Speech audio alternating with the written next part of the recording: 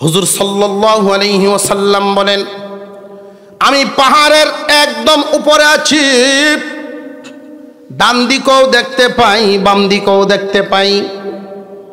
আমার সব কথা যদি তোমরা বিশ্বাস করো, পরকাল যে একটা হবে এই কথা বিশ্বাস করো না কেন?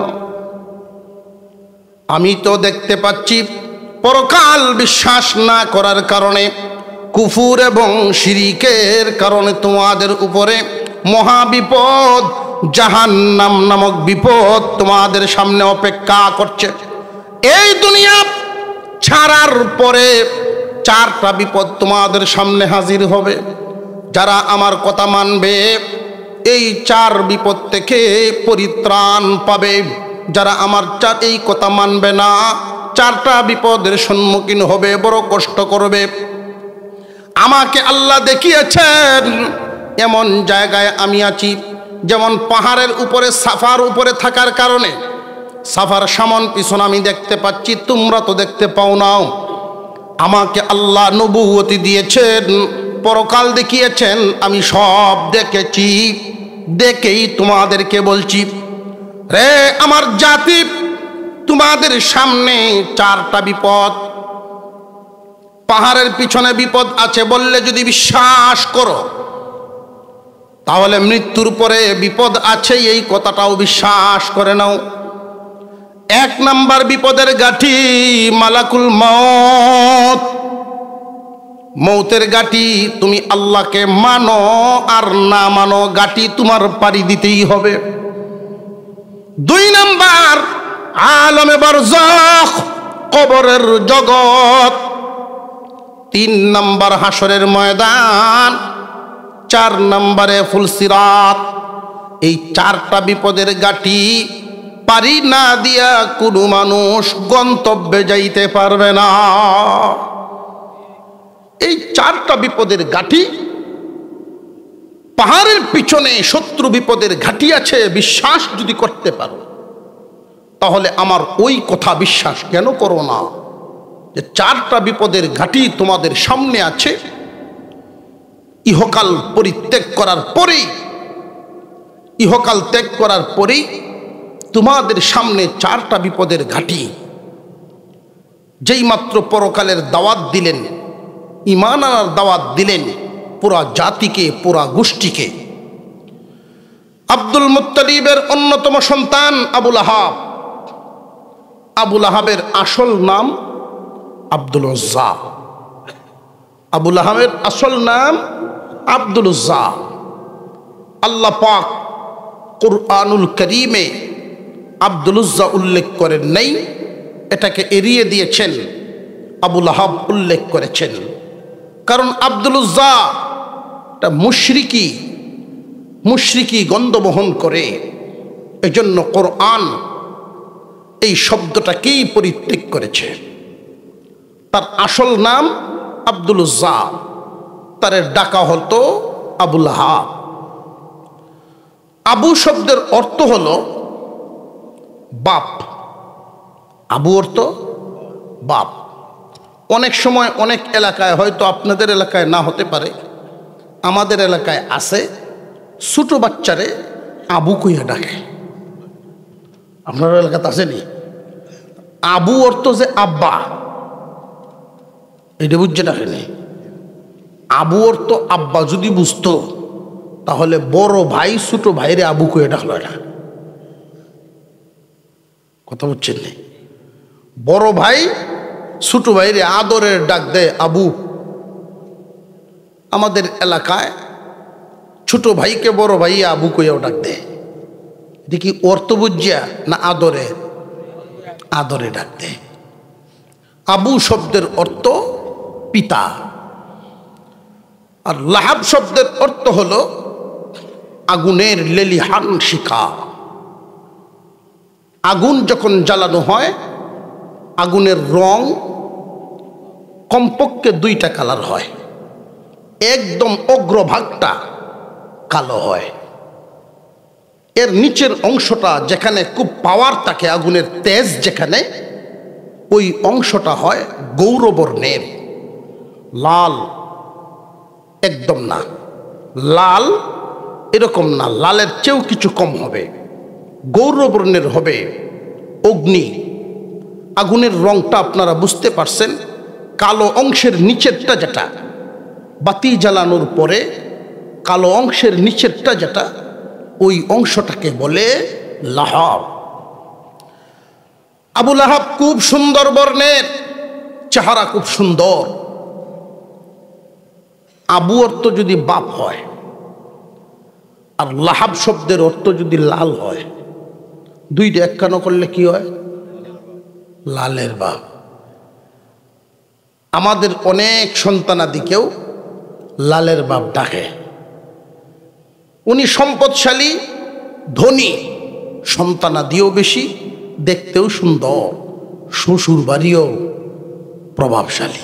আলহামদুলিল্লাহি কাফা ওয়া সালামুন আলা ইবাদিহিল্লাযীনা ইসতাফা।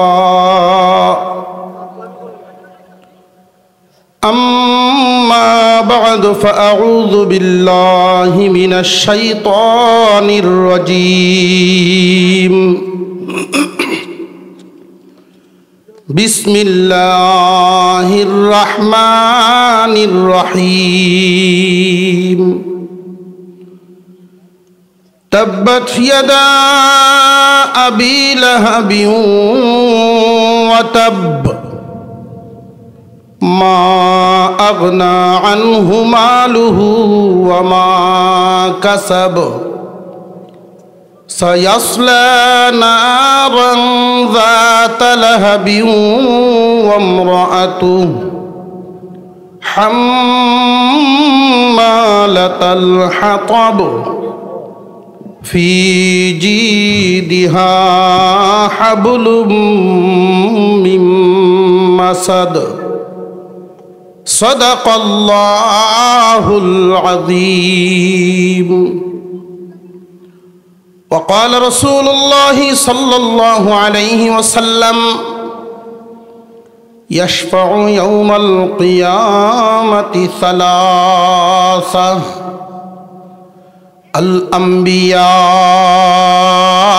ثم العلماء ثم الشهداء.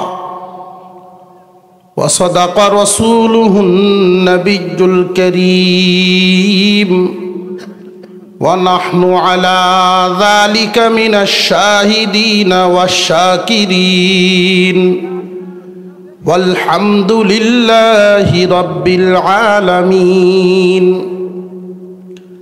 اللهم صل على محمد وعلى آل محمد كما صليت على إبراهيم وعلى آل إبراهيم إنك حميد مجيد. اللهم بارك على محمد وعلى آل محمد كما باركت على إبراهيم وعلى آل إبراهيم إنك حميد مجيد. উমরপুর খুদ্দামুল কোরআন যুব পরিষদের উদ্যোগে 11তম বার্ষিক তাফসীরুল কোরআন মহাসম্মেলনের আজকের দিনের চলতি অধিবেশনের শ্রদ্ধাভাজন সভাপতি সাহেব, উপস্থিত হযরত উলামায়ে কেরাম, সর্বস্তরের সুধী সমাজ, আল্লাহ পাক রব্বুল আলামিনের দরবারে শুকরিয়া আদায় করি, যিনি একান্ত দয়া করে সারা এলাকা থেকে বাছাই করে আজকের এই রহমতি বরকতি জায়গায় শামিল হওয়ার তৌফিক দিয়েছেন, বলি আলহামদুলিল্লাহ। মুহতারাম হাজিরিন, আপনারা দেখেছেন দাওয়াতনামা লিফলেটে আমাকে একটা বিষয়ে উল্লেখ করে দেওয়া হয়েছে। 114 খানা সূরা 30 পারা কোরআনের ভিতরে এর মধ্যে একখানা সূরার নাম সূরাতুল লাহাব। এই সূরা লাহাব আল্লাহ মক্কাতে নাজিল করেছেন ইসলামের প্রাথমিক যুগে। নবীজির আপন চাচা আব্দুল মুত্তালিবের ছেলেগণের মধ্যে অন্যতম এক ছেলে আবু লাহাব, তার নাম উল্লেখ করেই সূরাখানা নাজিল হয়। এই সূরা থেকে আমাদের যে শিক্ষা নিতে হবে, সূরার মূল শিক্ষা হলো নবীর সাথে বেয়াদবির প্রতিফল। আদম আলাইহিস সালাম থেকে নিয়ে আমাদের নবীজি পর্যন্ত যত নবী আল্লাহ দুনিয়াতে পাঠিয়েছেন, সমস্ত নবীগণকে আল্লাহ নিজে নির্বাচন করেছেন। কাকে নবী বানাবেন, কোন যুগে কাকে কার গর্ভে কোন এলাকায় পাঠাবেন, এটা ঠিক করছেন কে? আল্লাহ। একজন নবী হয়ে দুনিয়াতে এসেছেন, নির্বাচন করেছেন আল্লাহ।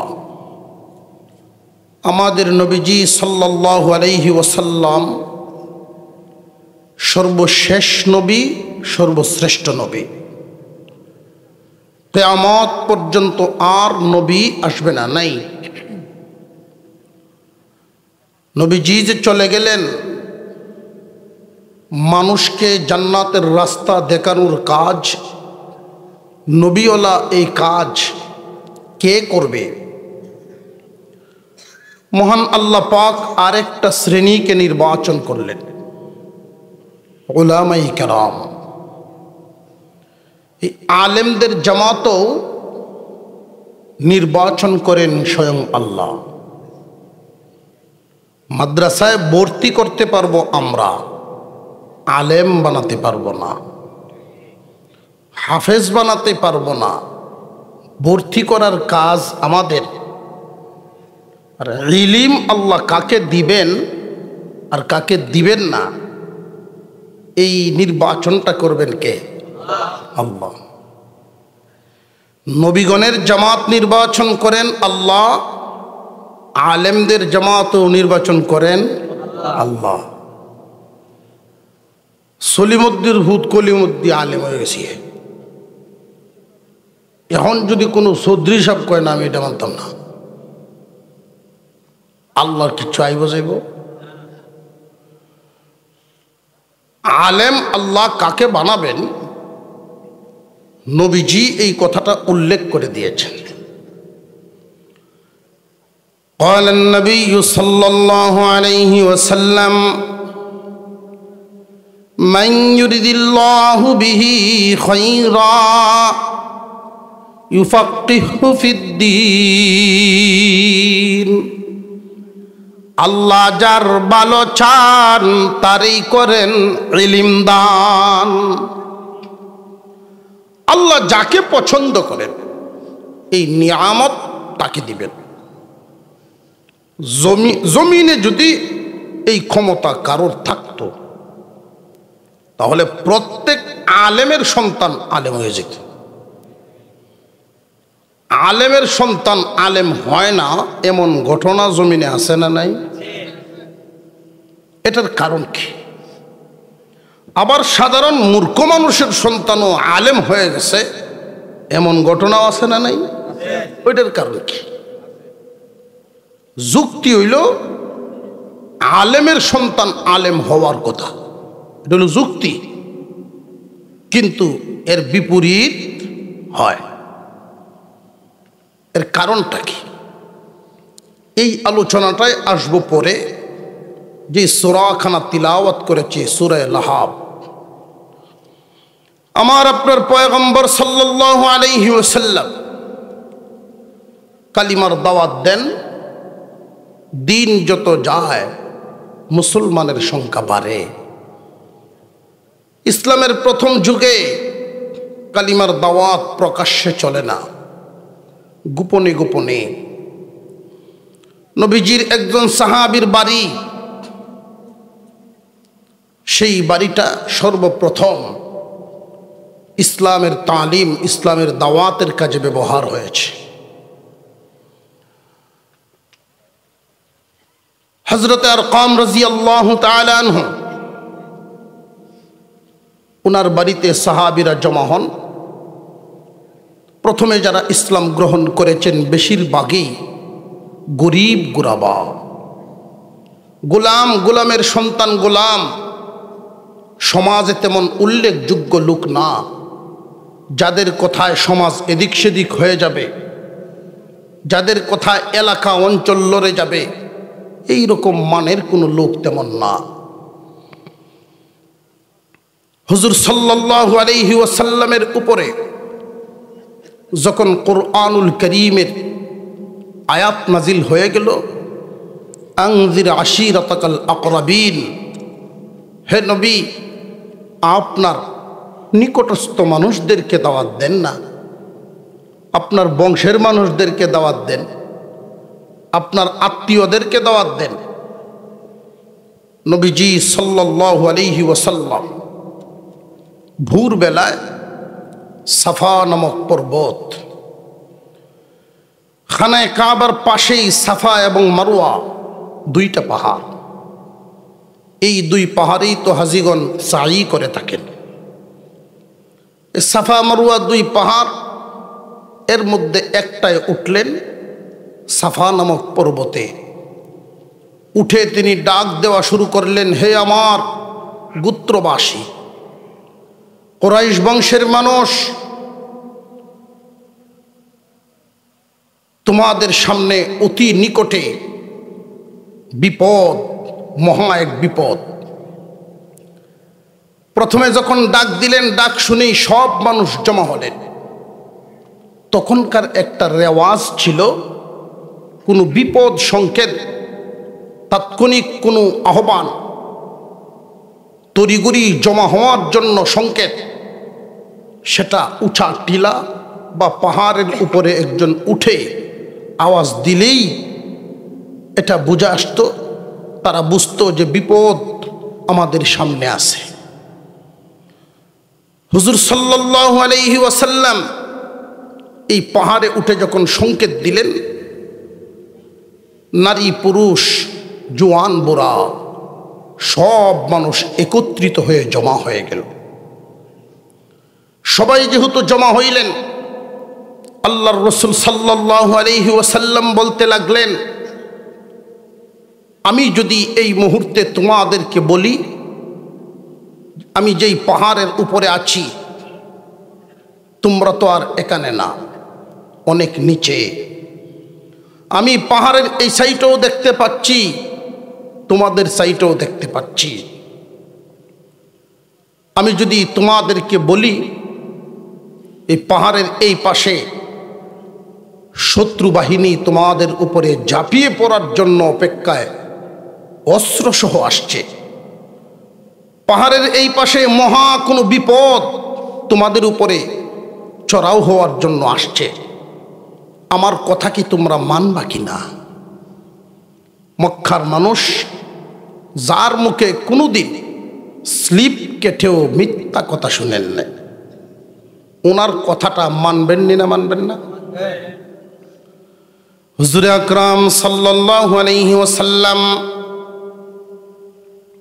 মক্কাবাসীকে জিজ্ঞাসা করলেন, আমার কথা কি তোমরা বিশ্বাস করবানি?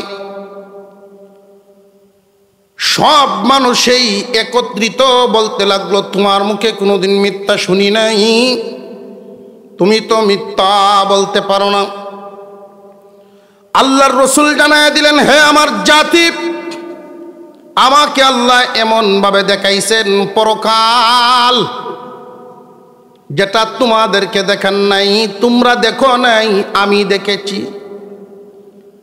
আমার সব কথা যদি বিশ্বাস করতে পারো তাহলে পরকাল বিশ্বাস কেন করো না? ঈমান মূলত ঈমান কারে কয়? ঈমান সাধারণত পরকালকেই বোঝায়। পরকালের বিশ্বাস করার নামই হলো ঈমান। একদিন ছিলাম না, একদিন থাকবো না, এই কথাই ঈমানের জন্য যথেষ্ট না। একদিন ছিলাম না, একদিন থাকবো না, হিন্দু লোক রেজিগায়ে দেখবেন সেও এই কথা মানব। একদিন ছিলাম না, একদিন থাকবো না, এই কথায় শুধু কি আমরা বিশ্বাসী না বেঈমানরাও বিশ্বাসী? কিন্তু আবার আল্লাহর সামনে দাঁড়াতে হবে। আল্লাহ যে আমাদেরকে আবার হাসরের মাঠে জমা করবেন, এই কথাটা যারা বিশ্বাস করে তারা ঈমানদার, যারা করে না তারা বেঈমান। হুজুর সাল্লাল্লাহু আলাইহি ওয়াসাল্লাম বলেন, আমি পাহাড়ের একদম উপরে আছি, ডান দিকেও দেখতে পাই, বাম দিকেও দেখতে পাই। আমার সব কথা যদি তোমরা বিশ্বাস করো, পরকাল যে একটা হবে এই কথা বিশ্বাস করো না কেন? আমি তো দেখতে পাচ্ছি পরকাল বিশ্বাস না করার কারণে, কুফুর এবং শিরিকের কারণে তোমাদের উপরে মহাবিপদ, জাহান্নাম নামক বিপদ তোমাদের সামনে অপেক্ষা করছে। এই দুনিয়া ছাড়ার পরে চারটা বিপদ তোমাদের সামনে হাজির হবে। যারা আমার কথা মানবে এই চার বিপদ থেকে পরিত্রাণ পাবে। যারা আমার এই কথা মানবে না, চারটা বিপদের সম্মুখীন হবে, বড় কষ্ট করবে। আমাকে আল্লাহ দেখিয়েছেন এমন জায়গায় আমি আছি, যেমন পাহাড়ের উপরে, সাফার উপরে থাকার কারণে সাফার সামন পিছন আমি দেখতে পাচ্ছি, তোমরা তো দেখতে পাও নাও। আমাকে আল্লাহ নবুয়তি দিয়েছেন, পরকাল দেখিয়েছেন, আমি সব দেখেছি। দেখেই তোমাদেরকে বলছি, রে আমার জাতি, তোমাদের সামনে চারটা বিপদ, পাহাড়ের পিছনে বিপদ আছে বললে যদি বিশ্বাস করো, তাহলে মৃত্যুর পরে বিপদ আছে এই কথাটাও বিশ্বাস করে নাও। এক নাম্বার বিপদের গাঠি মালাকুল মউত, মৌতের গাঠি। তুমি আল্লাহকে মানো আর না মানো, গাঠি তোমার পাড়ি দিতেই হবে। দুই নাম্বার আলমে বারজাখ, কবরের জগৎ। তিন নাম্বার হাসরের ময়দান। চার নাম্বারে ফুলসিরাত। এই চারটা বিপদের গাঠি পারি না দিয়া কোনো মানুষ গন্তব্যে যাইতে পারবে না। এই চারটা বিপদের গাঠি, পাহাড়ের পিছনে শত্রু বিপদের ঘাঁটি আছে, বিশ্বাস যদি করতে পারো তাহলে আমার ওই কথা বিশ্বাস কেন করো না যে চারটা বিপদের ঘাঁটি তোমাদের সামনে আছে।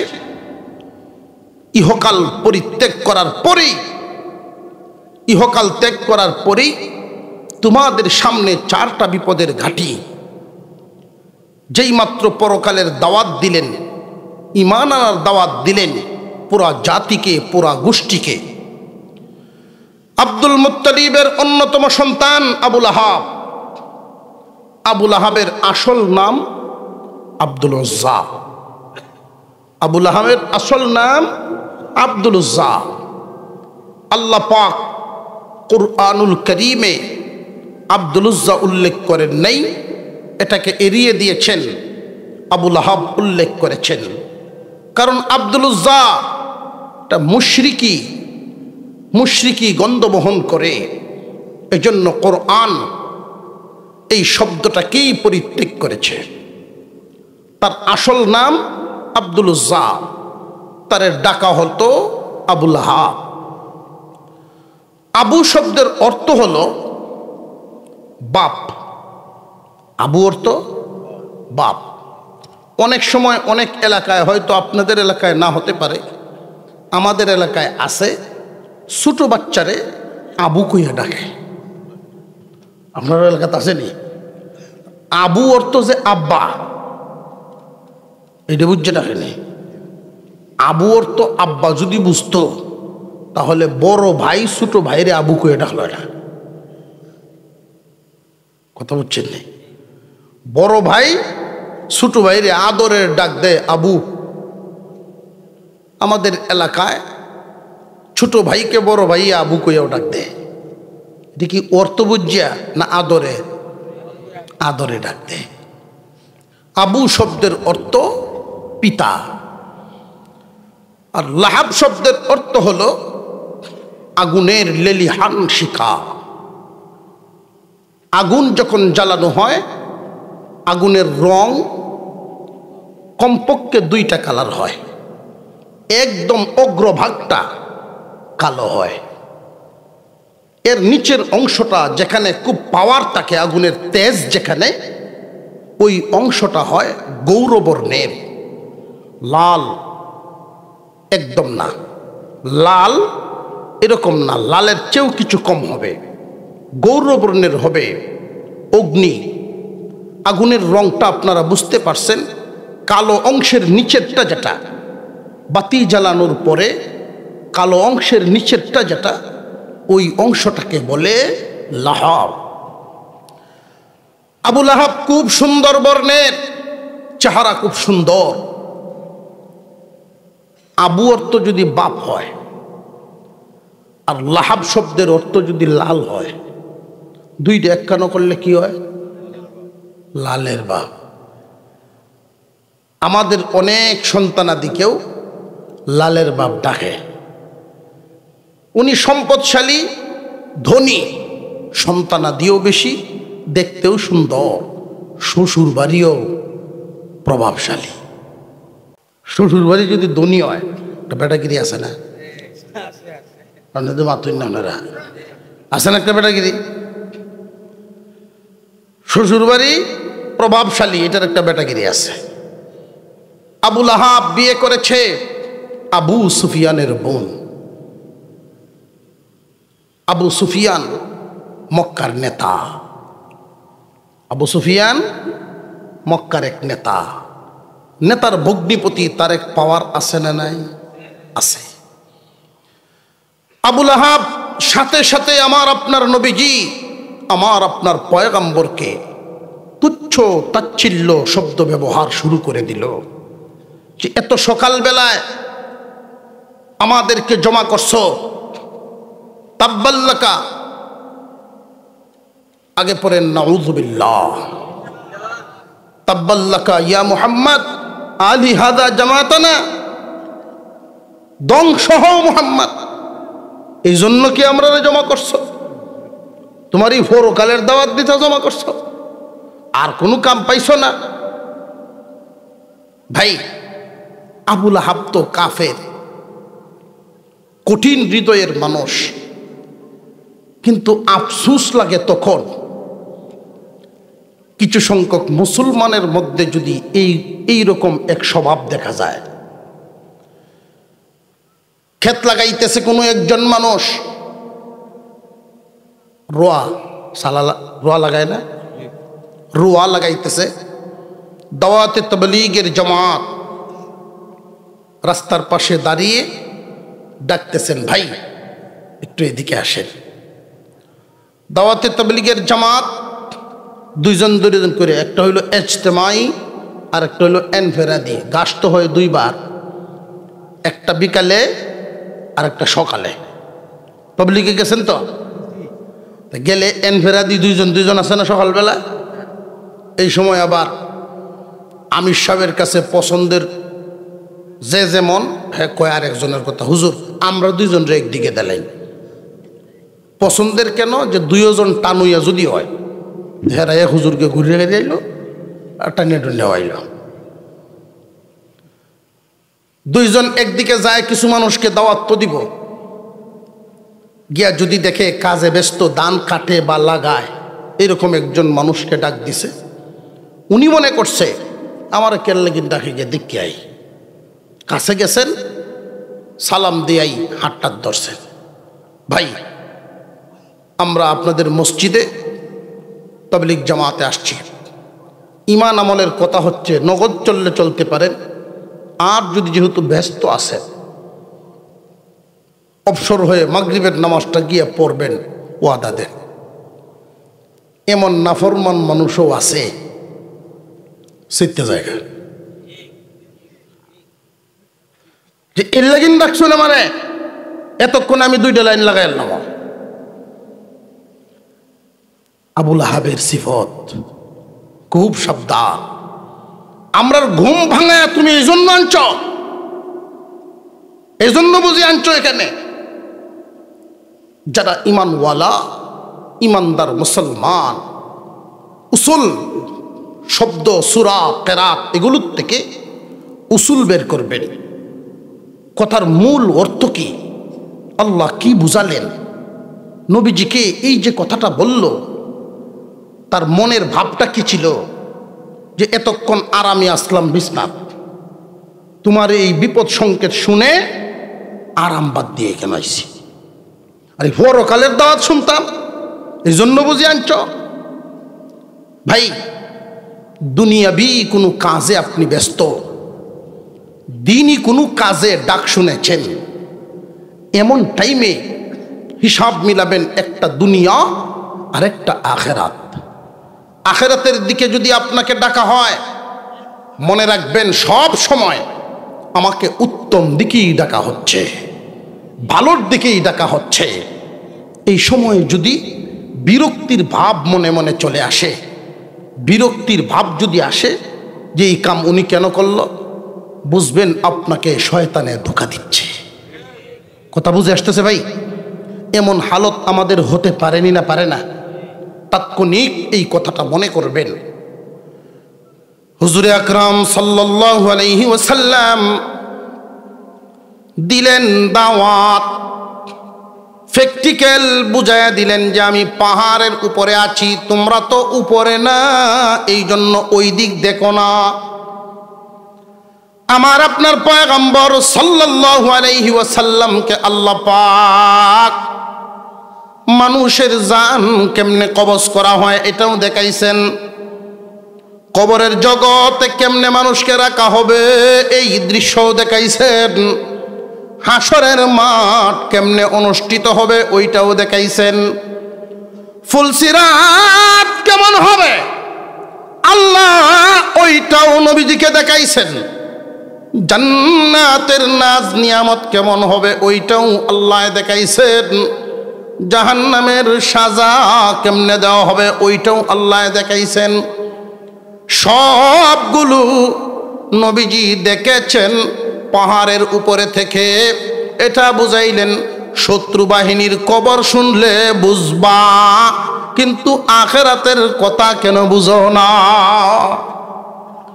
আবুল আহাব খেপে গিয়ে হুজুর সাল্লাল্লাহু আলাইহি ওয়াসাল্লামকে ধমক দিয়ে দিল, ধ্বংস হও, এই জন্য কি আমাদেরকে ডাকছো? বয়সে কিন্তু বয়সে বড়, পদেও কিন্তু চাচা। কথাটা বুঝবেন ভালো করে।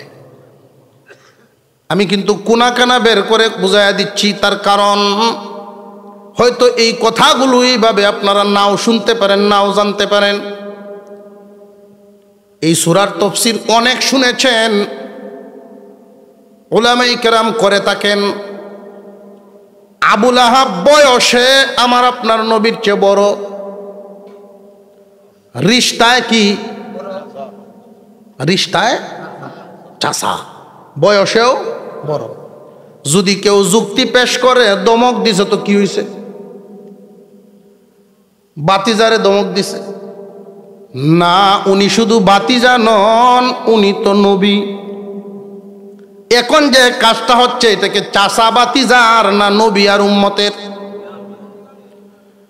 আল্লাহ যদি এমন নিয়ামত কাউকে দেন, কারোর বংশে কোনো বাতিজা আলেম, কারোর বংশে বাতিজা আলেম, চাচা আলেম না, এমন হয়নি না? হয় না? চাচায় বাতিজারে বাতিজা হিসেবে দমক দিতে পারবে, কিন্তু বাতিজা যদি আলেম হয়ে যায় তখন কি করা? জেনে রাখবেন কথাটা, নবীজির চাচাগণের আরেকজন ছিলেন আব্বাস রাদিয়াল্লাহু আনহু, আব্দুল মুত্তালিবেরই আরেক ছেলে। উনি ছিলেন সাহাবী, ঈমান এনেছেন, মর্যাদার অধিকারী হয়েছেন। একজনে জিজ্ঞাসা করলেন, আব্বাস আপনি বড় না মুহাম্মদ বড়? আপনি বড় না মুহাম্মদ বড়? আব্বাস রাদিয়াল্লাহু তাআলা আনহু জবাব দিয়েছিলেন, মুহাম্মদ আমার চাইতে অনেক বড়, তবে বয়স আমার বেশি। বুঝতে পারছেন? মুহাম্মদ আমার চেয়ে অনেক বড়, কিন্তু বয়স আমার বেশি। এর দ্বারায় উনি বুঝাইয়া দিলেন, বয়সে মানুষ বড় হয় না, ইলিমে এবং আমলে বড় হয়। কারোর বংশে যদি, কারোর গোষ্ঠীর যদি, কারোর আত্মীয় যদি কেউ আলেম হইয়া যায়, দমক দিতে পারবেন না। মর্যাদা দিছেন কে? নির্বাচন তো করছেন আল্লাহ। আল্লাহ সম্মান দিয়ে দিছেন। তবে হ্যাঁ, এইখানে এক কথা আছে, আবুল আহাব আর নবীজি তারা দুইজন কথা বলছেন, একজন নবী আর একজন কাফের। আর আমাদের ভিতরে যদি এমন হয়, তাহলে এখানে দুজন ইমানদার, কাফের তো কেউ না, দুজন ইমানদার। আল্লাহ একজনকে মর্যাদা বাড়ায়া দিছেন, আলেম বানায়া। কোনো একটা পরিবেশে যদি বাতিজা চেয়ারে বসা থাকে, চাচাকে দেখলে সম্মান দিতে গিয়া চেয়ার থেকে দাঁড়াইবেনই না, দাঁড়াইবে না। কিন্তু বাতিজা যদি আলেম হন, চেয়ারে বসা থাকবে। আলেম যদি হয়, চেয়ারেই বসা থাকবে, অসুবিধার কারণ নাই। চাচা এখানে দাঁড়ায়া অন্য 10 জনে দেখলে চাচাও মনে মনে হয়তো আনতে পারেন, আলেম হইলে কি হইব, আদব শিখছে না, মনে মনে কইতে পারে। আজকে এখানে যারা আছেন তারা শুনে রাখেন, তার বিয়াদবি না। যদি বাতিজা আলেম হয়ে থাকেন, উনি যদি সম্মানের আসনে বসা থাকেন, উনি উনার জায়গায় ঠিক আছেন, কারণ নির্বাচন করছেন কে? আল্লাহর পক্ষ থেকে তার নির্বাচন দেওয়া, মর্যাদা দেওয়া। এখন বাতিজা নিজের থেকে যদি মনে করে যে না, আমার চাচারে আমি জায়গাটা দিয়া দেই, যদি উনি না দেন বেয়াদবি হবে না, যদি দিয়া দেন তাহলে কি হইব? নিজের থেকে যদি উনি দিয়া দেন, আল্লাহ তারে আরেকটা পুরস্কার দিব। একটা তো দিছেন, আলেম বানায়া মর্যাদা দিছেন, আরেকটা পুরস্কার দিবেন, মারিফত খুলে দিবেন। বুঝে আসছে? ইয়ারফাইল্লাহুল্লাযীনা আমানু মিনকুম ওয়াল্লাযীনা উতুল ইলমা দারাজাত। আল্লাহ বলেন, আসমানের নিচে, জমিনের উপরে সবার থেকে ঈমানওয়ালাকে সম্মান দিলাম। ঈমানওয়ালার মর্যাদা বেশি। একজন ঈমানদার এক জায়গায় দাঁড়ানো আছে, অপর দিকে 1000 কাফের দাঁড়ায় আছে। দুনিয়ার মানুষ তাদেরকে সম্মান দিতে পারে, কিন্তু আল্লাহর কাছে ঈমানওয়ালা সম্মানী। তামাম দুনিয়ার জমিনে প্রায় 700 কোটির উপরে মানুষ, 200 কোটির নিচে হলো ঈমানদার, বাকি সব বেঈমান। এই যে ঈমানওয়ালারা যারা 150-200 কোটি ঈমানওয়ালা, বাকিদের চাইতে সম্মানী। এই সম্মান দিছেন কে? ঈমানওয়ালাদের মধ্যে আল্লাহ বলেন, রে ঈমানওয়ালারা, তোমাদের মধ্যে সম্মানী তারা আমার দেওয়া ইলম পাইল যারা। মুসলমান ইমানদার ভাইরা আমার, কোন বংশে যদি আল্লাহ কোনো আলেম উলামা দিয়া দেন, তার মর্যাদা রক্ষা করা বংশওয়ালাদের দায়িত্ব। যদি রক্ষা না করে তাহলে ফলাফল কি হয়? আজকের যেই আলোচ্য বিষয় সূরা লাহাব থেকে শিক্ষা নেওয়া প্রয়োজন। আপন চাচা আবু লাহাব নবীজির ধ্বংস যেই মাত্র তার মুখ থেকে বেরিয়ে গেল, আল্লাহর পয়গম্বর কষ্ট পান নাই, কিন্তু কষ্টটা লেগে গেছে আল্লাহর। কথাটা বুঝে আসতেছে? নবীগণ নির্বাচন করেছেন কে? এই জায়গা মুসলমান ইমানদার ভাইয়েরা আমার, যেই মাত্র নবীজিকে এই কথা বলল, ধ্বংস হও মুহাম্মদ, আল্লাহ রাব্বুল আলামিন নবীজির জবান থেকে কোনো বদদুয়া কিন্তু আসে নাই। তখন আবু লাহাবে বলছে ধ্বংস হওয়ার জন্য, মুহাম্মদ ধ্বংস হও, আবু লাহাব ধ্বংস হোক। এই কথাটাও তো আল্লাহ বলতে পারতেন, তাব্বাত ইয়াদা আবি লাহাবি ওয়া তাব্ব। আল্লাহ বলেন ধ্বংস হোক আবু লাহাবের উভয় হাত। হাত কেন? এই দুই হাত দিয়ে সে পাথর মারছে, পাথর লো এ দুনো হাত দিয়া। মানুষ যা করে হাতের বাহাদুরি করে, দেখবেন আমারা তো কি ক্ষমতা কমনি, যদিও পয়সা দেয়া নে, কিন্তু ক্ষমতাটা কই দেখায়? হাত দিয়ে বোঝায়। আল্লাহ পাক রব্বুল আলামিন জবাবে এই সূরা খানা নাজিল করেন আবু লাহাবের। এই জন্য বুঝি জমা করছো আমরা রে, কুদানি টাদানি দিয়া মানুষ এদিক সেদিক যেতে লাগলো। আবু বকর সিদ্দিক রাদিয়াল্লাহু তাআলা আনহু আমার আপনার পয়গম্বরকে সাথে এনে খানায়ে কাবার পাশে বসে আল্লাহর কালাম তিলাওয়াত করেন। ঠিক এই মুহূর্তে আবু লাহাবের স্ত্রী উম্মে জামিল, এই উম্মে জামিল সেও দুই ফাতল লই আইছে, কোমর ও কাঁচা বান্ধিয়া, এবং তার গলায় তৎকালীন সময়ে সর্বোচ্চ দামি, আরবে এর চেয়ে দামি কোনো হার কেউ গলায় পরতো না। স্বর্ণের মোটা চেইন বানায়া গলায় লাগাইত। কোনো দিকে যদি সে চলাফেরা করত, এই চেইনটা দেখায় করত।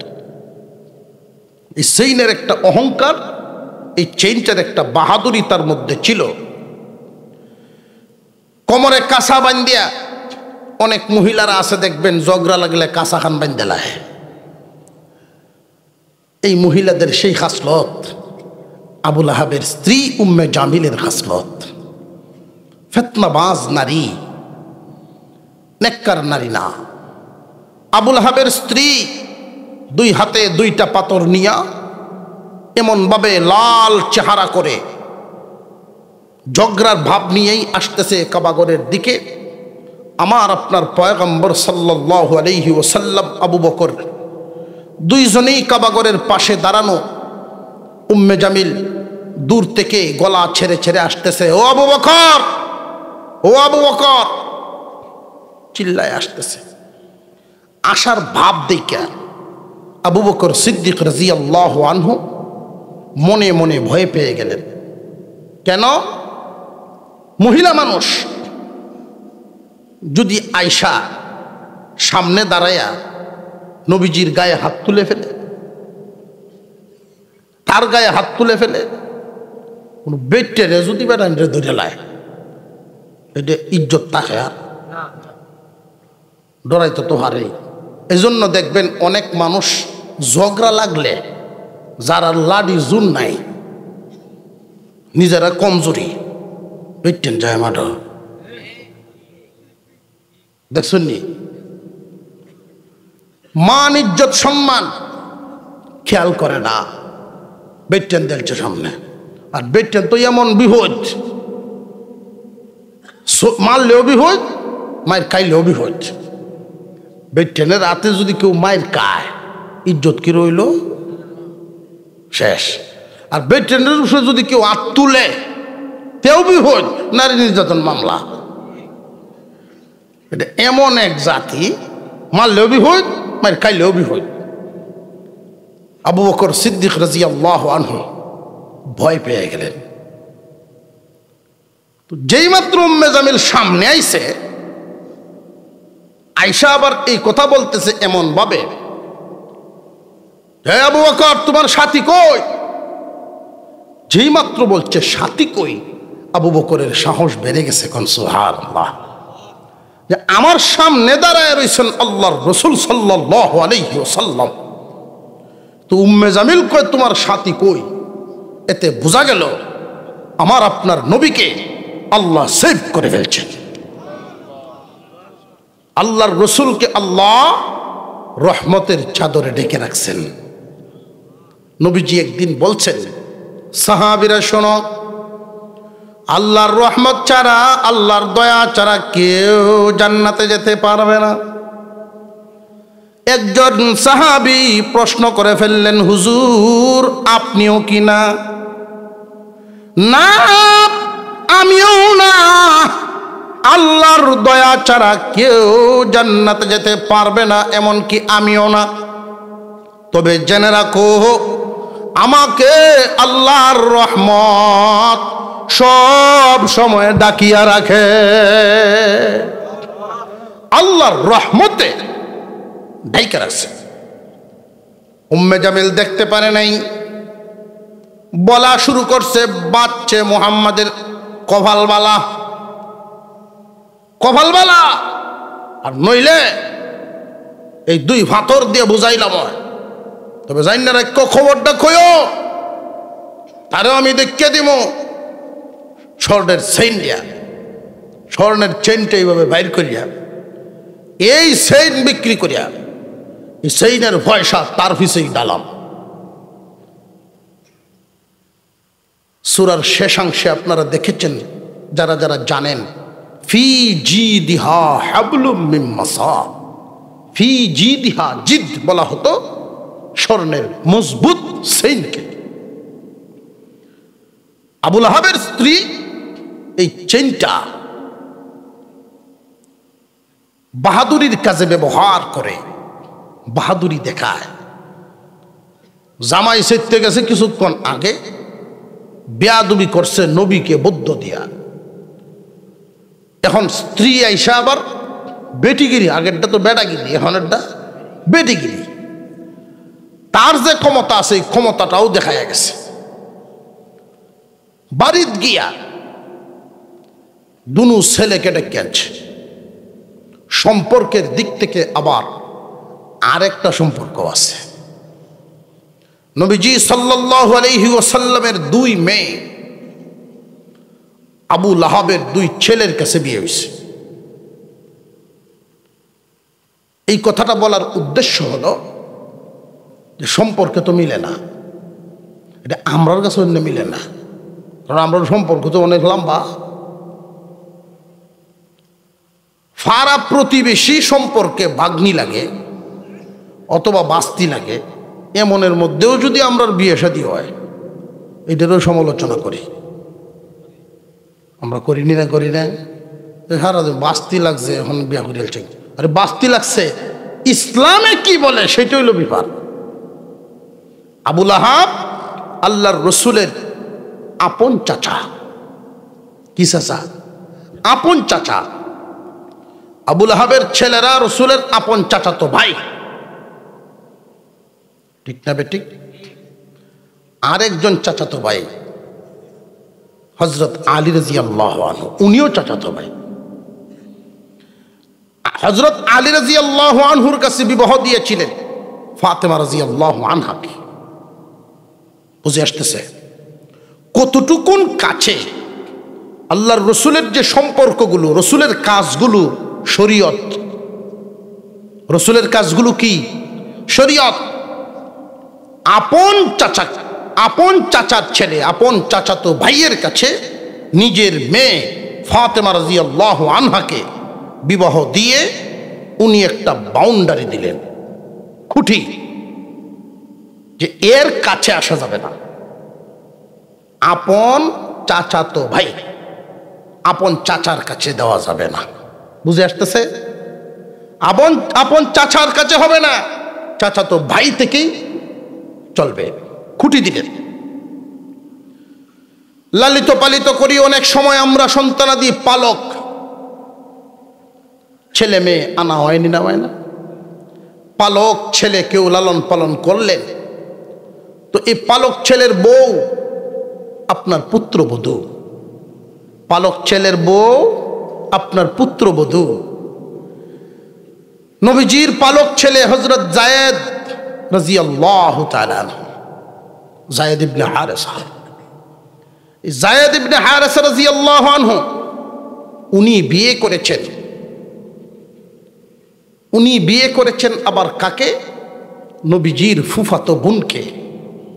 নবীজির ফুফাতো বোন যদি হয় তাহলে যায়েদের কি হয়? ফুফু। আপন ফুফুকে বিয়ে করা যাবে না, কিন্তু বোন ফুফু তো আপন না, পালিত। কথাটা বুঝে আসতেছে? আপনাদের সম্পর্কটা বুঝাইছেন। শরীয়ত, ইসলাম, আল্লাহর রাসূল এই সম্পর্কগুলোর মাধ্যমে আমাদেরকে ইসলামের মাপকাঠি শিখাইছেন। ফুফু ঠিক, কিন্তু ব্লাডের না, আপন না, ডাকের। নবীজি বিবাহ করালেন যখন তাদের মধ্যে বনাবনি হচ্ছিল না, বনাবনি হচ্ছে না, তখন আলাদা হয়ে গেল, ছেড়ে দিলেন। ছাড়ার পর আল্লাহর রাসূলের সাথে বিয়ে হলো। বিয়েটা পড়াইছেন কে? স্বয়ং আল্লাহ। আরো জোরে কোন সুবহানাল্লাহ, জোরে কোন সুবহানাল্লাহ। বিবাহ সম্পূর্ণ পড়ায় ফেলছেন আল্লাহ, জিবরাইলের মাধ্যমে সংবাদ পৌঁছায় দিয়েছেন। বিবাহের কাজী স্বয়ং আল্লাহ। আল্লাহু আকবার, আল্লাহু আকবার। এই বিবাহ যায়েদের সাথে বিয়ে হওয়ার আগে যদি হয় কোনো প্রশ্ন নাই। এখন একটা প্রশ্ন আছে। আগেও এক প্রশ্ন ছিল, ফুফুর সাথে বাইফুতের বিয়ে কেমনে হয়? আগে ছিল এক প্রশ্ন। আর এখন হচ্ছে পুত্রবধূর সাথে বাপের বিয়ে কেমনে হবে? কথা বুঝে আসতেছে? ছাড়াছাড়ি হইল, নবীজির সাথে বিয়ে পড়ায় দিলেন কে? আল্লাহ।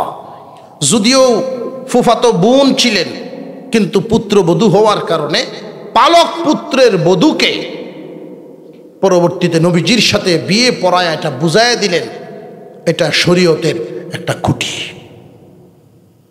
আপন ছেলের বউ শ্বশুরের সামনে পর্দা লাগবে না, কিন্তু পালিত ছেলের বউ শ্বশুরের সামনে পর্দা লাগবে। বুঝে আসতেছে? তোমার আপন ভাইফুত, তুমি তার ফুফু, পর্দা লাগবে না, কিন্তু পালিত ভাইফুত, তুমি তার ফুফু, পর্দা লাগবে। কারণ বিয়ে বৈধ। শরীয়তের বিধানটা বুঝে আসছে কিনা? আবুল হাবের দুই ছেলের সাথে নবীজির দুই মেয়ের বিয়ে হয়েছিল। এই দিনটাকে কেন্দ্র করে দুনো ছেলেকে ডেকে এনে দুইও ছেলেকে হুকুম দিছে, বাবা এই মুহূর্তে মুহাম্মাদের দুইও মেয়েকে তার বাবার বাড়িতে দিয়ে উতবা উঠাইবা। মার কথা বাবার কথা দুইজনের কথা শুনে দুনু মেয়েকে নবীজির ঘরে দিয়ে আসছে।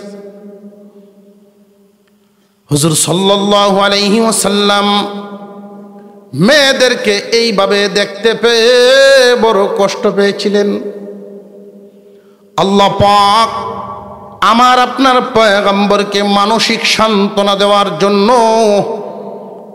মানসিক সান্ত্বনা দেওয়ার জন্য সূরা লাহাব নাজিল করেন। আল্লাহর পয়গম্বরের সামনে, নবীজির সামনে দুনু মেয়েকে যখন এইভাবে তালাক দিয়ে নবীজির ঘরে দিয়ে আসেন, আল্লাহর পয়গম্বর কষ্ট পেয়েছিলেন। নবীজি এই কথা বলেইছিলেন, আল্লাহ এদের বিরুদ্ধে কুকুর লাগায়া দিও, আল্লাহ এদের বিরুদ্ধে কুকুর লাগায়া দিও। আমি তো ব্যক্তিগত কোনো কাজ করি না, তোমার হুকুম পালন করি। নবীজির দোয়া কবুল হইব না হইতো না? আরো জোরে কন। নবীজির জবান তো এমন এক জবান, বের হইতে দেরি কবুল হইতে দেরি নাই। উতবা বাণিজ্যিক সফরে গেছে, নবীজির সাথে চরম বেয়াদবি করে নবীজির অন্তরে কষ্ট দিয়া গেছে। বাণিজ্যিক সফর শেষ করে মালপত্র নিয়া যখন ফিরে, তখনকার সময়ের বাণিজ্যিক কাফেলাগুলো দলবদ্ধ হয়ে যাইত। যারা মুরব্বী আছেন, আগের দিনের ব্যবসা বাণিজ্য সম্পর্কে মোটামুটি একটা ধারণা আছে। এখন তো কোম্পানির গাড়ি, কোম্পানির লোক, ESR আরো কতটা কয়েডিরে তারা তালিকা আছে, বিভিন্ন লিস্ট করে একজনে মাল দিয়া যায় একজনে। এখন দোকানদারি ডিসি চাকরিচ্ছে আরো আরাম। আর আগে এবারে নাই যাও কই এবারে অসুবিধা হইতেছে কি? এখনকার দোকানদারি না, খালি অতক্ষণ চালাইলে কাল হতো আছে, আগামীকালকে আছে না, বেশি রেট করেন যেত না। ইনশাল্লাহ 20 তারিখ তো আবার দেখা হইবে। আমি আজকের বিষয়টা আসলে লাইভ চলতেছে, লাইভ আছে কোনো? লাইভ না থাকা ভালো ছিল।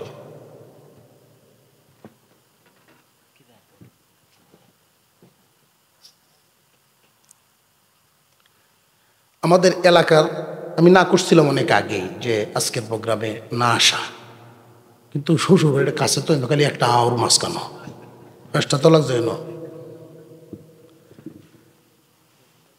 যাই হোক, এলাকার আবদারটা রক্ষা করতে পারি নাই, যেতে পারি নাই, তাদেরকে না করছি, খুব কষ্ট হয়েছে তাদের। যাক, আল্লাহ পাকের ইচ্ছা। এই জন্য আমি গত তারিখে আপনাদের এই মাহফিলের দাওয়াতটা আমার মুখে আর দেওয়া যায় নাই, যে আমি আসতে পারি কিনা ঠিক নাই, কর্তৃপক্ষ করে না করছি। এরাও তো মাথা ভাঙ্গা জোর, তাহন লাগবই। রিজিকের ফয়সালা কি খাওয়ানিরে দিছে, মলা মাছ রিজিক খাওয়ান লাগবো, ভাইয়া আপনারা সামনে ফরন লাগবো, এইটা হইল বিষয়। ইনশাল্লাহ সবক এত লম্বা চূড়া ওয়াজ তো আর বাড়িতে নিতে পারতেন না, এটা আমরা জানি। বেশি ওয়াজ দিয়ে দিলে নিতে পারতেন না, 2-4 কথা লয়ে যাবেন। এই সূরাত থেকে শিক্ষা, শুরুর থেকে শিক্ষাগুলো, পয়েন্টগুলো ধরবেন। নাম্বার 1, কেউ যদি আপনাকে দাওয়াত দেয়, আপনি এমন কাজে ব্যস্ত যেটা দুনিয়াবি কাজ, আর দিছেন আপনার দাওয়াতি কাজ, দাওয়াতটা আপনাকে যিনি দিবেন, দাওয়াত গ্রহণ করা, অবশ্যই দাওয়াত গ্রহণ করা। আর তার প্রতি যদি আপনি বিরূপ পোষণ করেন, আল্লাহ নারাজ হয়ে যায়। দাওয়াত গ্রহণ করবেন, পালন করা না করা এটা আপনার ব্যাপার। পালন করলে লাভবান, পালন না করলে আপনি নিজে ক্ষতিগ্রস্ত। কিন্তু যিনি দাওয়াত দিলেন, ওনার বিরুদ্ধে যদি আপনার অবস্থান যায়, আবুল আহাবের যেই ভূমিকাটা ছিল, ফেরাউনি ভূমিকা এটা। মুসা নবীর বিরুদ্ধে যুদ্ধ করেছিল। আমাদের নবী যখন দাওয়াত দেন, ফেরাউনে যেইভাবে ভূমিকা নিছিল মুসার সাথে, আবুল আহাবেও ভূমিকা নিল নবীজির সাথে। এই জন্য বুঝি দাওয়াত দিছ, তোমারও দেখকে দিব, তোমারও দেখকে দিব। এই যে দেখা দেখিতিত্ব আছে, মেয়েগুলোরে ফেরত দিল। আল্লাহর রসুল দোয়া করছেন, আল্লাহ পিছনে কুকুর লাগায়া দাও। জমাত বন্দি হয়ে তারা গেছে ব্যবসায়িক কাফেলায়, নবীগঞ্জ, গোজাখাইট, বানিয়াসং, বড়বাজার, নতুন বাজার, যত বাজার, ফুরান ব্যবসায়ী যারা, মাল তারা গিয়ে আগে চালান আনতেন। 15 দিন, 1 মাস, 2 মাস যাতে বেচা কিনা করণ যায়, এই পরিমাণ মাল একসাথে নিয়ে আসতেন। এমন একটা নিয়ম ছিল এক সময়। মাল নিয়ে যখন তারা আসতেছে মক্কার দিকে, রাস্তায় রাত হয়ে গেছে। মুহাম্মদুর রাসূলুল্লাহ সাল্লাল্লাহু আলাইহি ওয়াসাল্লাম যদিও ঈমান আনে না, কাফেররাও এই কথা বিশ্বাস করে, এটা জানে যে মুহাম্মদের জবান দিয়ে কিছু বের হয়ে গেলে এটা কবুল হইব, এটা ফুললে যায়। উতবা ভয় পাইতেছে, না, এইভাবে যে যাব রাতের বেলায় আমি যেখানে সেখানে থাকতে পারবো না। আবুল আহাবেও সাবধান করে দিছে, সাবধান, আমার হুতরে তোরা কিন্তু বুদ্ধ হয়েছে মোহাম্মদের, দেখতে হুন্নে রাখিস, কুকুর লাগাই দিব আল্লাহ কইছে, হুন্ডা হয় না হয়। ভয়ে সব মালপত্র যা আছে সব টাল দিছে, যে আমরা কাফেলার যারা আছি সবাই তারে পাহারা দিব, কোন দিক দিয়ে কোন কুকুর আসে এটা আমি দেখব। সব দিক দিয়ে পাহারা দিয়ে তারা গুল ভেদ দিয়া মালপত্রের চতুর্দিকে তারা শুইছে। আর এই মালপত্র যে আছে সবগুলোর উপরে আসামি শুইছে। আল্লাহ পাক রব্বুল আলামিন নবীজির দোয়া কবুল করে তার বিরুদ্ধে এক বাঘ লেলায় দিয়েছেন। যারা সৌদি আরব গেছেন তারা দেখছেন যে এই পাহাড়গুলো, এই পাহাড়ের মধ্যে বানর হওয়া যায়। আমরাও তো বান্দর দেখছি না, আমরা দেশের ডির মতো না, দেখলেই ডর করে, এত উঁচা উঁচা। মুর্শিদ আহমদ উজিরপুরি হুজুর আর আমি আমরা একসাথে উমরায় গেছিলাম এক সফরে। যেখানে কোরআন নাজিল হয়েছে যেই পাহাড়, ওই পাহাড়ে আমরা দুজন মানুষ উঠছি গিয়ে 2.5 ঘন্টা লাগছে। 2.5 ঘন্টা সময় লাগছে উঠতে, আর 1.5 ঘন্টা লাগছে নামতে। নামাটা তো সহজ, সময় কম লাগছে, তো উঠতে লাগছে 2.5 ঘন্টা। আমি মনে মনে ভেবেছি আম্মাজান খাদিজা রাদিয়াল্লাহু আনহা একজন মহিলা মানুষ, উনি খাবার পানি নিয়ে আমাদের নবীজির জন্য মাঝে মাঝে কেমনে উঠতেন, এইখানে কেমনে উঠতেন, হিসাব একটা মিলাইছি আল্লাহর সাহায্যে। এখন তো একটা পরিবেশ হয়েছে 1450 বছর আগের ইতিহাস।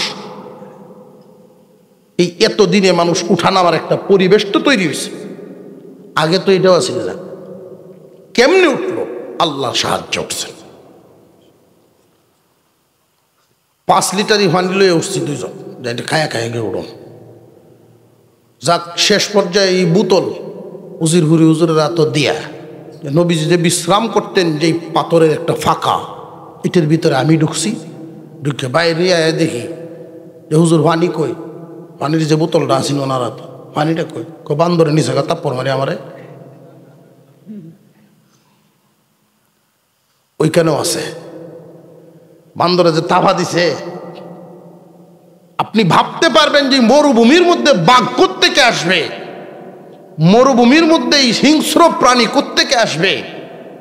আছে এই মরুভূমির গুহার ভিতরে, পাহাড়ের গুহাগুলোর ভিতরে বাঘ, চিতাবাঘ এগুলো বসবাস করে। এই প্রাণীগুলো আছে। এক চিতাবাঘ আল্লাহ হুকুম দিয়ে দিছে উতবারে ধরতে হবে। অথবা আইসে আয় শুইছে সেই মালপত্রের উঁচা জায়গাত, আর সাইডেতে শুইছে অন্যরা। যে কোনো বাঘ যদি আসে আমরা একজন খাইব, তো আমরা খাই এনে পর্যন্ত যাইতো। সর্দারের হুত্রে লাগাল ভাইতো না, হেন শুয়াই তুইছে। কিন্তু আল্লাহর শত্রু কি অন্যরা? সর্দারের হুত বাঘ আইছে, আয়া খালি চোখ ঘুরাইতেছে, মিলতেছে না। কারণ তার শিকার কে হবে এই গ্রাম আল্লাহ তার নাকও লাগাই দিছে। আপনারা প্রশ্ন করতে পারেন এখানে একটা, যে নবীজি দোয়া করেছেন তো কুকুর, আল্লাহ লেলায় দিলেন বাঘ, মিলল তো না? মিলছে। আরবিতে চিতাবাঘ যেটা, ওইটাকে কালবুন বলে যেইভাবে কুকুর বোঝায়, ওই চিতাবাঘটারে কলবে বোঝায়। 2 নাম্বার, আলামতের দিক থেকে কুকুর এবং চিতাবাঘ বডির আকৃতিতে দেখবেন, কুকুর যখন শুয়ে থাকে তখন 2 হাতে ফলায়া, ঠিক না ঠিক? এই চিতাবাঘ যখন শোয় বডির আকৃতি তো মিল আছে। কুকুর যখন খাবার খায়, খায়া পরে সাটা ছুটিতে কেমনে করে জিব্রা বাড়ি হলে দেখবেন এমনি করে। এই চিতাবাঘেও এমনি সাটা ছুটে, বডির আকৃতিতেও মিল আছে, নামেও মিল আছে। আল্লাহ চিতা পাঠাইবেন। আইসা প্রথমে জিব্বা বাড়িয়া দেখলো মিলে না, দেখা যায় হেই উপরে।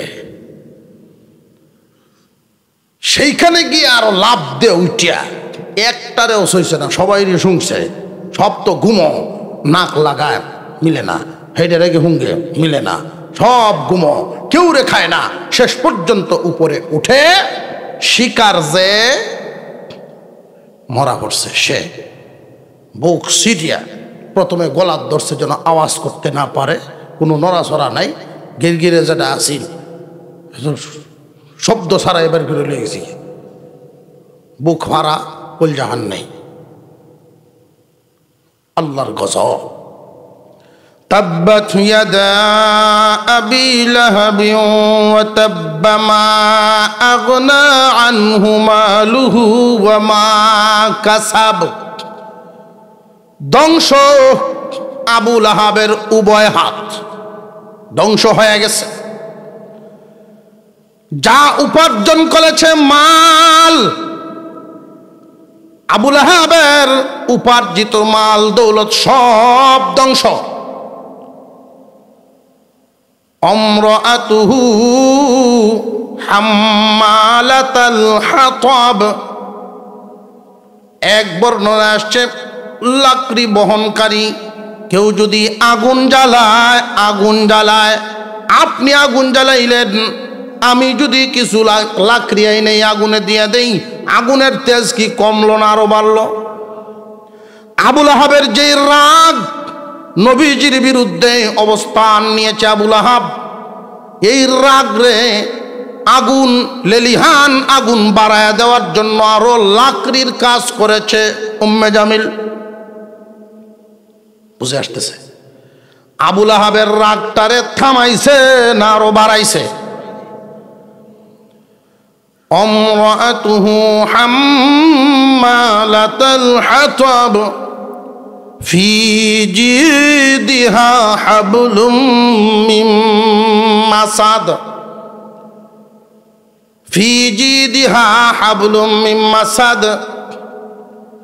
গলায় চেইন যেটা উল্লেখ করা হয়েছে, এই মহিলার গলায় স্বর্ণের চেইন থাকতো, বেরি পাকানো রশি লাগানো থাকতো, লাকড়ি আনার জন্য রশি একটা ফালায়া রাখত। কিয়ামতের কঠিন ময়দানে আল্লাহ এই মহিলার গলায় এই চেইনটারে এমন ভাবে লটকায়া দিবেন, যেই চেইনটা হবে তার পাকানো পাকানো তার দিয়ে চতুর্দিকে লোহা বের হয়ে থাকে, এমন তার কাটা, যেটা ওই তার কাটাকে পাকাইয়া তার গলায় লাগানো হবে। যেই চেইন দেখাইয়াছিল এটা বিক্রি করে মুহাম্মাদের বিরুদ্ধে লাগানো হবে। এই চেইন এক সময় তার মৃত্যুর কারণ হয়ে দাঁড়ায়। পাহাড় থেকে লাকড়ি নিয়ে আসতেছে, মাথায় লাগানো, এমন ভাবে লাগাইছে যেই রশিটা দিয়া বেঁধেছিল, এই রশির ভিতরে ডিল হওয়ার কারণে মাথা গিয়ে ঢুকে গেছে লাকড়ির বুজার ভিতরে। দুই কাঠ ঢেক্কি দিয়া বুজা চলে গেছে, পিছনে রশি আটকে গেছে গলাত।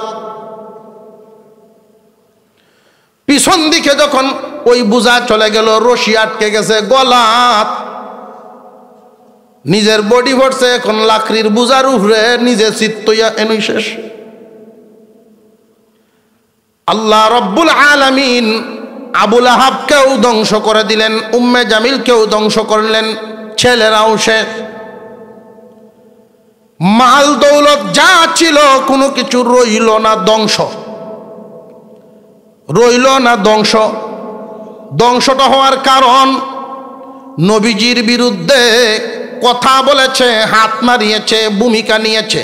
আল্লাহ বলেন, যদি আমারে গালি দিত আমি এত রাগ হইতাম না। ও দুস্থ, আপনার বিরুদ্ধে কথা বলার কারণে মা যদি সন্তানকে কুলে নেয়, খুব খেয়াল করে দেখবেন, মা যখন সন্তানরে খানা খাওয়ায়, মারে সন্তানে দেখবেন মুখে তাবায়, সন্তানে মারে, কিন্তু এর পরেও মার কলিজায় আঘাত লাগে না। এই সন্তান মার গায়ে আঘাত দেয়, আঘাত লাগে না। আল্লাহ বলেন, মানুষগুলো বানাইছি আমি, আবুল আহাবরেও বানাইছি আমি, যদি আমারে গালি দিত কষ্ট লাগতো না। দোস্ত, আপনাকে গালি দেওয়ার কারণে, আপনার বিরুদ্ধে অবস্থান নেওয়ার কারণে, আপনারে বদ্ধ দেওয়ার কারণে আমি আল্লাহর সহ্য হয় না। আমি এদের ধ্বংস ইহকাল এবং পরকাল উভয়টাই ধ্বংস। কিয়ামত পর্যন্ত আমাদের জন্য শিক্ষা হলো, কোনো দাওয়াত যদি কেউ যদি দাওয়াত দেয়, বিরোধিতা করব না। 2 নাম্বার, উলামায়ে কেরাম নবীগণের জামাত এখন নাই, ওয়ারাসাতুল আম্বিয়াদের জামাত। কোন বংশে যদি আলেম আসে, আপনার পদে ছোট হোক, মর্যাদা দিছেন কে? এই আলেমের দেখাশোনা যদি করতে পারেন, মোহাব্বত যদি রাখতে পারেন, মোহাব্বতে মর্যাদা আপনার কমবে না, আপনার মর্যাদা আরো বাড়বে। আলেম ওলামাদের সাথে মোহাব্বতের সম্পর্ক রাখা। কোন বংশে, কার বংশে হাফেজ আলেম আল্লাহ দান করবেন, নির্বাচন করবেন কে? এই নির্বাচনটা আল্লাহ করবেন। তবে কিছু গুণ নিজেদের মধ্যে যদি রাখেন, এই গুণের বদৌলতে আল্লাহ পাইতে পারেন। আল্লাহ আপনার বংশে, আপনার আত্মীয়দের ভিতরে বা আপনার রক্ত সিলসিলার ভিতরে আলেম নামক নিয়ামত দিবেন। আলেমের সন্তান আলেম হয় না কেন? মূর্খর গড়েও আলেম হয়ে যায় কেমনে? এমনি না, গুণের কারণে। যদি দেখা যায় কোনো বংশে, কোনো পরিবারে আল্লাহ হাফেজ আলেম দান করেন, তার সাথে আচরণ করবেন 2টা। একটা হলো আমার ছোট ভাই, ছোট ভাইয়ের আদর একটা, সে যে হাফেজ আলেম এই হিসাবে আদর দিবেন আরেকটা। আপনার বড় ভাই বা আপনার চাচা, আপনার বাবা, আপনার মামা, তারা যদি কেউ আলেম হয়ে থাকেন, মামার সম্মান একটা, আলেম হিসাবে মর্যাদা দিবেন আরেকটা। উনি আলেম তো। আলেমের সন্তান আলেম হয় না। দোষ কোন জায়গায় খুব খেয়াল করবেন, এই জায়গায় গ্যাপটা থাকে। সন্তানরা বাবাকে বাবার সম্মানটিকেই দেয়, বাবা হিসাবে মানে, কিন্তু উনি যে আলেম, আলেমের মর্যাদা তারা আলাদা দেয় না। গ্যাপটা বুঝতে পারছেন? পরিবারে আত্মীয় স্বজন গোষ্ঠীর ভিতরে একজন আলেম আছে, বাতিজা হিসেবে সম্পর্ক ঠিক আছে, উনি যে আলেম সেই মর্যাদায় তারা দেখে না। এই কারণে আল্লাহ পাক রব্বুল আলামিন এই নিয়ামত পরবর্তীতে আর তাদেরকে দেন না। ওরা এটার যোগ্য না, এই নিয়ামতের কদর ওরা বুঝে না। এই নিয়ামত আল্লাহ এদের কাছ থেকে নিয়ে যান। যারা আলেমের সাথে মোহাব্বত সম্পর্ক রাখবে, আল্লাহ এই সিলসিলা তার বংশে জারি রাখবেন। কিয়ামতের কঠিন ময়দানে সুপারিশ হবে। কারা কারা সুপারিশ করবেন? এক হাদিস আপনাদের সামনে খুতবায় তিলাওয়াত করেছি। 3 দল মানুষ সুপারিশ হাসরের মাঠে করবেন। এক দল নবীগণ, আরেক দল আলেমগণ, আরেক দল শহীদগণ। এক দল নবীগণ, আরেক দল আলেমগণ, আরেক দল শহীদগণ। শহীদগণ মোহাব্বতের মানুষদের জন্য সুপারিশ করবে, নবীগণ মোহাব্বতের মানুষদের সাথে সুপারিশ করবে, আলেমগণও মোহাব্বতের মানুষদেরকে সুপারিশ করবে। ওই দিনের সুপারিশ রক্তের সম্পর্কে হবে না, আত্মীয়তার সম্পর্কেও হবে না। সুপারিশ কিয়ামতের মাঠে হবে মোহাব্বতের সম্পর্কে। আবুল আহাব আপন চাচা হওয়ার কারণে ধ্বংস। রক্তের সম্পর্কে কি বাঁচাইল না ধ্বংস হইল? ধ্বংস হইছে আক্রোশের কারণে, বিরোধিতার কারণে। অথচ হাবশা দেশের গুলাম বংশের হযরতে বেলাল, আল্লাহর রাসূল বলেন, বেলাল, কিয়ামতের দিন আমার ডান পাশে থাকবে আবু বকর, বাম পাশে ওমর। আমি থাকবো উটের উপরে, তুমি বেলাল উটের লাগাম ধরে ধরে আমার জান্নাতের দিকে নিয়ে যাইবা। বুঝে আসতেছে? আলেম ওলামাদের সাথে আক্রোশ না মোহাব্বত? নবীগণের জামাত বন্ধ, নাইবে নবীগণের জামাত কিয়ামত পর্যন্ত চালু। নিজেরাও আলেমদের সাথে মহব্বত রাখবো, সন্তানদেরকে মহব্বত শিখাইবো। আলেম ওলামাদের সাথে আচার আচরণ কেমনে করত? বর্তমান প্রজন্ম আলেম ওলামাদের সাথে আচার আচরণ মায় মহব্বত কম চিনে।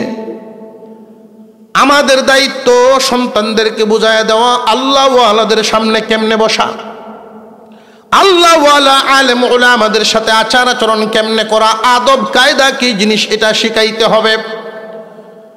আবুল আহাব আপন চাচা হইয়া নবীর সাথে বেয়াদবির কারণে হালত কি? ইহকালও ধ্বংস, পরকালও ধ্বংস। আর যদি ভালো আচরণ করত, ভালো আচরণের কারণে নবীজির চাচা আব্বাস রাদিয়াল্লাহু তাআলা আনহু মন থেকে মহব্বতের ছায়া দেওয়ার কারণে, মন থেকে মহব্বত করার কারণে উনার হালত কি হইল? কিয়ামত পর্যন্ত এই সিলসিলা এইভাবে চলবে। আল্লাহর বন্টন ইনসাফপূর্ণ বন্টন।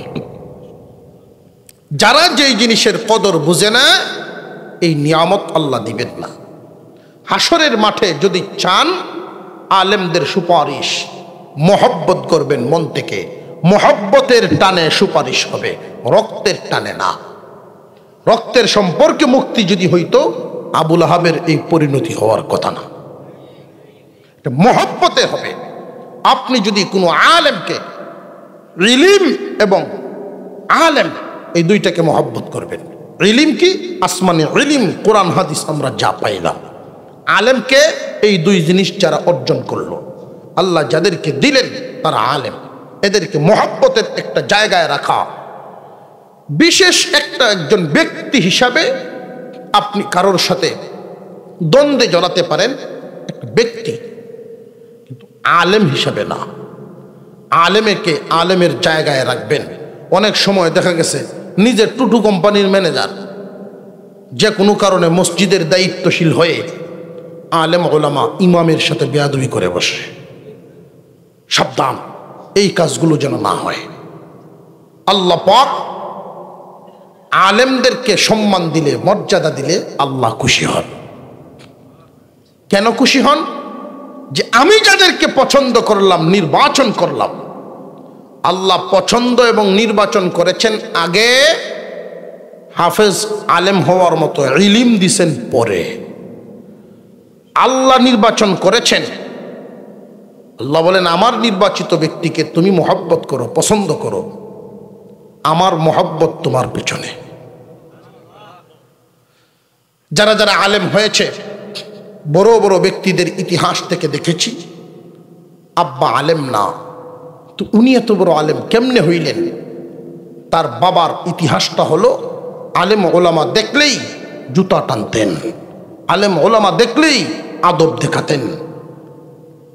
আল্লাহ আসমানি ইলমের সম্পর্ক যাদের সাথে গড়ায়া দেন, আসমানি ইলমের সম্পর্ক যাদের সাথে মিলাইয়া দেন, আমাদের সম্পর্কও যেন তাদের সাথে মিলে যায়। আল্লাহ আমার